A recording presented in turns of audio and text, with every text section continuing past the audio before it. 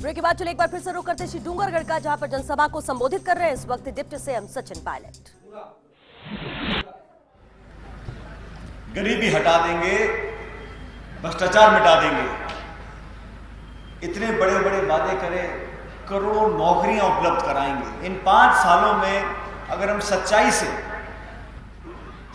से पारदर्शिता से आकलन करें कि इन 5 सालों में हमारे जीवन में कुछ बेहतर हुआ है या नहीं हुआ, जो वादे हमारे सामने किए गए थे उनमें से कितने पूरे हुए। ठीक है, आप भाषण बहुत देते हो, आप इश्तिहार बहुत छपवाते हो, अखबार में, टेलीविजन में, रेडियो में, मोबाइल पे, हर जगह प्रचार होता है, लेकिन आम व्यक्ति, किसान खासकर, क्या उसका जीवन बेहतर हुआ?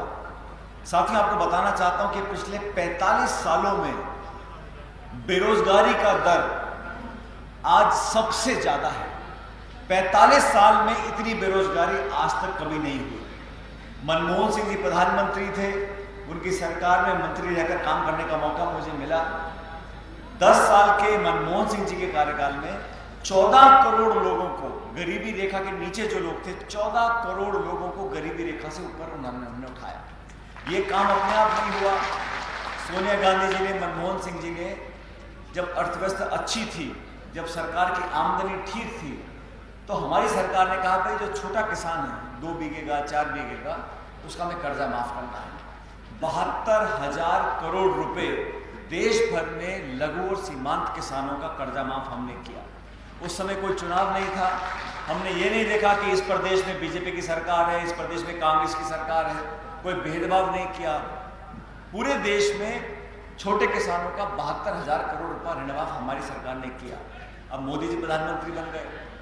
जब योगी आदित्यनाथ उत्तर प्रदेश के चुनाव से पहले कहते हैं आप मुझको वोट दो, मैं आपका कर्जा माफ कर दूंगा, तो वो तो ठीक है, लेकिन राहुल गांधी जी बोलते हैं कि छत्तीसगढ़ में, मध्य प्रदेश में, राजस्थान में हम सरकार बनते ही कर्जा माफ करेंगे, तो मोदी साहब बोलते हैं ये गलत है, ऐसे नहीं बोल सकते, ये झूठ है, ये फरेब है। आप करो तो ठीक है। और देश भर में आज किसान पीड़ित है, उसकी मदद करने के लिए क्या कदम उठाया है? केंद्र की सरकार में तमाम मंत्री हैं, प्रधानमंत्री हैं, राजस्थान की सरकार बीजेपी की रही। इन 5 सालों में ऐसा क्या काम किया कि किसान को फायदा मिल सके? ना रीति है, ना नीति है, ना नियत है। हमारी सरकार बने अभी 2-2.5 महीने हुए, लेकिन मैनिफेस्टो में जो वादे हमारी सरकार ने किए थे, उन तमाम वादों को सरकार के प्रारंभ में हम लोगों ने पूरा करना चालू किया है।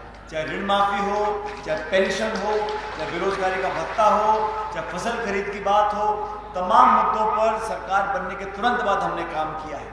आज इस चुनाव में हम सभी लोग, तमाम मंत्रीगण, हमारे मंत्रिपरिषद के मुख्यमंत्री जी, महासचिव महोदय, सचिव महोदय, मैं खुद, हम सब आज क्यों हाजिर हुए हैं? आपसे आवेदन करने के लिए कि ये चुनाव आपके जीवन के 5 साल को तय करने वाला चुनाव है। एक एक वोट कीमती है।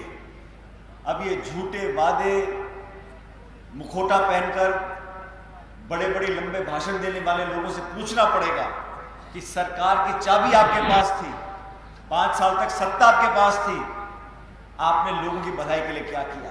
एक नकारात्मक माहौल बनाया है। धर्म जाति के नाम पर लोगों को बांटने का काम किया है, नफरत का माहौल बनाया है, टकराव की स्थिति पैदा कर दी है, और कहते हैं कांग्रेस मुक्त भारत बनाना चाहते हैं। इन 3 राज्यों में तो कांग्रेस मुद्दा बना नहीं पाए। बीजेपी को हराकर राहुल गांधी जी के नेतृत्व में 3 राज्यों में सरकार बनी है, इसलिए धन्यवाद देना चाहता हूं। बीकानेर जिले में हमारा प्रदर्शन बेहतर रहा। इस विधानसभा सीट में हम नहीं जीत पाए थे, लेकिन इसकी भरपाई करने का मौका आपको मिलेगा।